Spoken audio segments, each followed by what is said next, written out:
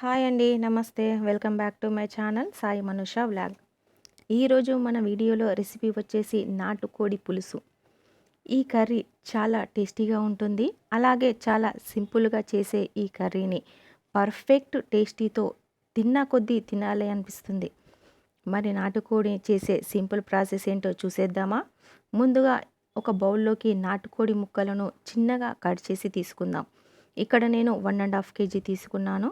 First చికెన్ని 2-3 సార్లు బాగా కడిగి తీసుకుందాం. ఇలా కడిగాక ఇందులోకి 1/2 టేబుల్ స్పూన్ పసుపు, 1.5 టేబుల్ స్పూన్ అల్లం వెల్లుల్లి పేస్టు, 3 టేబుల్ స్పూన్ కారం, రుచికి తగినంత ఉప్పు వేసుకొని మంచిగా కలిపి ఒక 1/2 అవర్ వరకు పక్కన పెట్టుకుందాం.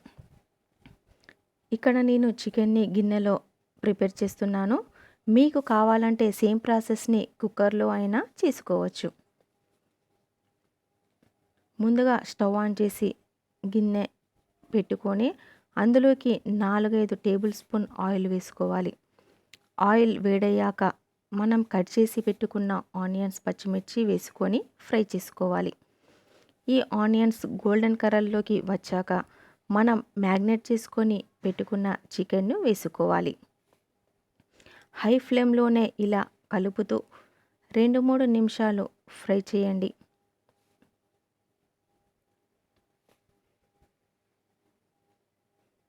ఇలా మనం హై ఫ్లేమ్లోనే ఫ్రై చేయడం వలన చికెన్ బాగా ఫ్రై అవుతుంది. ఇలా 2-3 నిమిషాలు కలుపుతూ ఫ్రై చేసుకోవాలి. ఇలా మూత పెట్టి ఫ్రై చేసుకుంటే 4-5 నిమిషాల తర్వాత మూత తీసి మరోసారి కలుపుకోవాలి.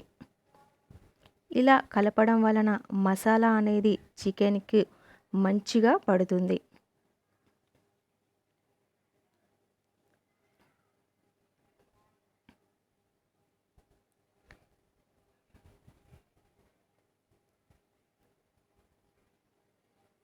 ఈ నాటుకోడి గిన్నెలో ప్రిపేర్ చేస్తున్నాను కదండి, కొంచెం ముక్క అనేది ఉడకడానికి చాలా టైం పడుతుంది. ఇప్పుడు మనం ముక్క ఉడకడానికి సరిపడా నీరు తీసుకుందాం.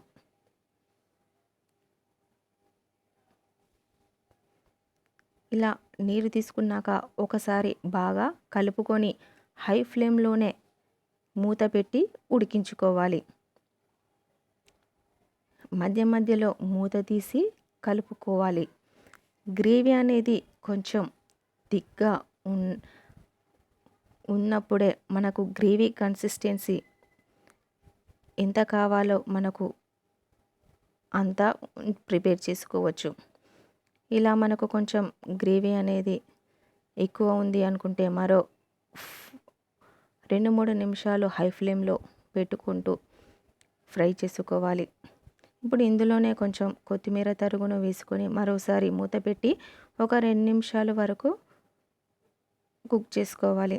ఇప్పుడు ఇందులోకి మసాలాను మరి కొంచెం కొత్తిమీరని వేసుకొని మరో 2 నిమిషాలు కలుపుకోవాలి. ఈ ముక్క అనేది పర్ఫెక్ట్గా కుక్ అయిందా లేదా అనేది మనం ఈ కన్సిస్టెన్సీలో ఉన్నప్పుడే చూసుకోవాలి.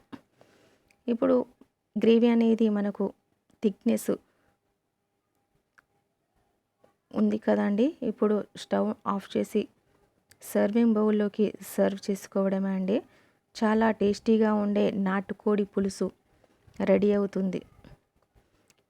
ఈ కర్రీ అనేది రైస్లోకి, బగారా రైస్లోకి, చపాతీలోకి చాలా టేస్టీగా ఉంటుందండి. ఒకసారి మీరు కూడా ట్రై చేసి చూడండి. మీకు కూడా చాలా బాగా నచ్చుతుంది. ఎక్కువ మసాలాలు, ఎక్కువ ఇంగ్రీడియంట్స్ ఏం వాడకుండా ప్రిపేర్ చేశామండి. చాలా టేస్టీగా ఉంటుంది. అయినా కూడా మీరు కూడా ఒకసారి ట్రై చేయండి. ఈ వీడియో మీకు నచ్చినట్లయితే లైక్ చేయండి, షేర్ చేయండి, కామెంట్ చేయండి. ఇలాంటి మంచి మంచి వీడియోస్ కోసం నా ఛానల్ని సబ్స్క్రైబ్ చేయడం మాత్రం మర్చిపోకండి. Please, thank you for watching.